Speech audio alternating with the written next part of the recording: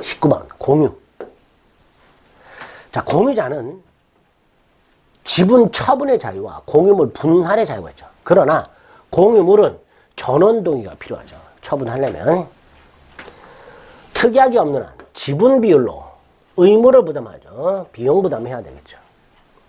자, 공유지분권의 본질적 부분을 침해한 공유물 관리에 관한 특약. 원래 공유물 관리에 관한 특약. 자, 공유자 갑을병이 공유물 관리에 관한 특약을 했어요. 그 상태에서 병이 지분을 팔아요. 이 특약은 지분 승계에게도 당연히 효력이 있다가 원칙이에요. 다만 이 특약이 공유지분권의 본질적 부분을 침해하고 있더라. 이 경우에는 승계하지 않습니다. 지분의 특정 승계력에 효력이 미치지 않습니다. 그러니까 3번은 원칙과 예외로 나누세요. 단순히 공유물의 관리에 관한 특약은 공유지분 승계력에 효력이 미친다예요. 요렇게만 되어 있으면 옳은 지분이에요. 근데 앞에 이 특약이 공유지분권의 본질적 부분을 침해하는 특약이다. 이때는 효력이 미치지 않습니다. 이렇게 나눠서 3번 지문을 확인하시면 돼요. 4번 과반수 지분권자는 단독으로 임대할 수 있죠. 공유물 관리는 공유자의 지분의 과반수를 결정하잖아요. 그러니까 과반수 지분권자가 단독으로 관리상을 결정할 수 있고 그 관리의 대표가 임대죠. 그러니까 과반수 지분권자로부터 공유물의 전부 또는 특정 부분을 배타적 사용 수익을 허락받은 제3자. 이게 뭐예요? 임차인. 정당하죠.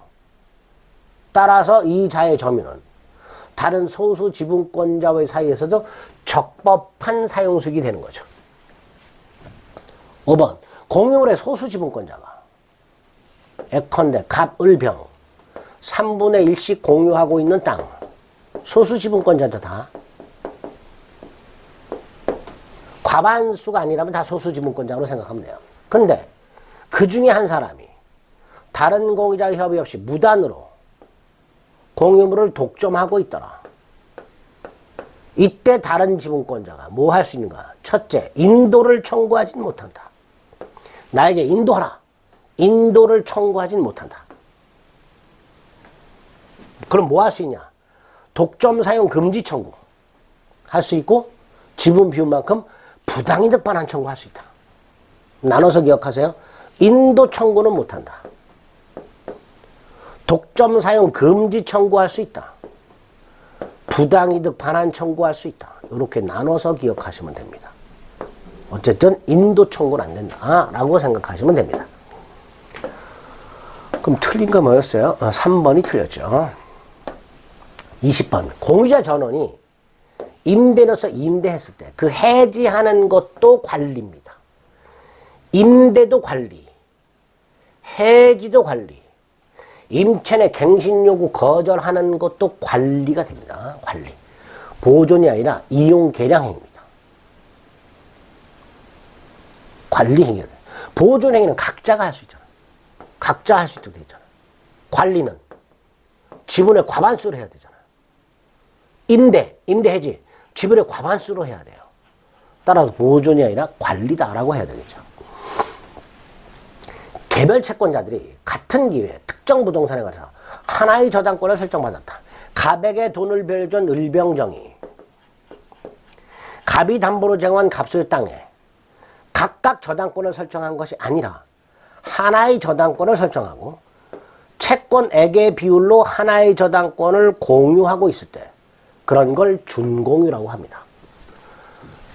소유권이 아닌 권리, 하나의 소유권이 아닌 권리를 여러 사람이 공동으로 갖고 있는 걸 준공유라고 하게 됩니다. 준공유. 3번 공유부동산에 대해서 공유자 중 한 사람이 단독 명의로 등기했다. 갑을병이 공유하던 땅을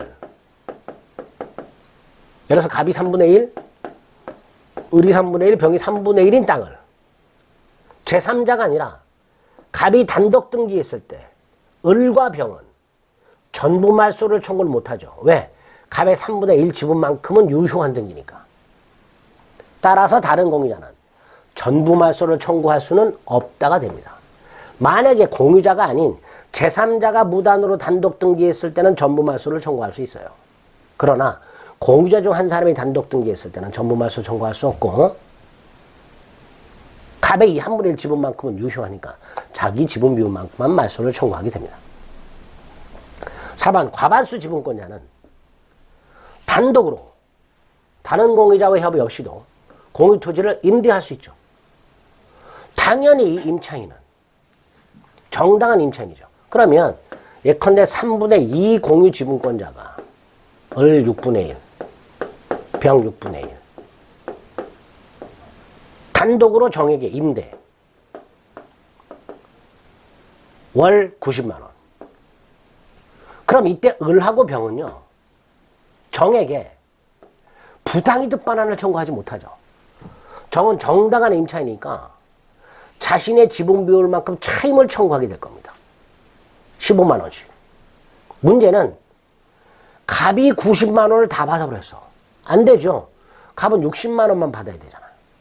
그러니까 만약에 을과 병은 갑이 차임 90만 원을 다 받았다면 이때는 갑에 대해서는 부당이득 반환을 청구하게 되는 거죠. 갑에게는 부당이득 반환을 청구하는 거고요. 정당한 임차인에게는 차임을 청구하는 겁니다. 그럼 4번. 과반수 지분권자 갑이 단독으로 임대했다. 정당하죠. 이때 소수 지분권자 을이나 병은 임차인에게는 차임을 청구하는 거고, 과반수 지분권자가 다 받았다. 이 사람에게는 부당이득 반환을 청구하게 되는 거죠. 부당이득 반환을 청구하게 됩니다. 5번. 부동산 공유자 한 사람이 지분을 포기했다. 법률행위죠.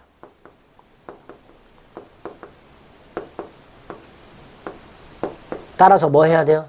등기해야 되죠.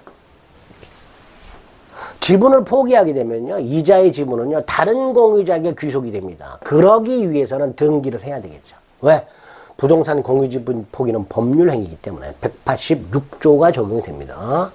등기해야만 지분 포기의 효력이 생기게 됩니다. 그래서 옳은 것은 2번이 되겠죠.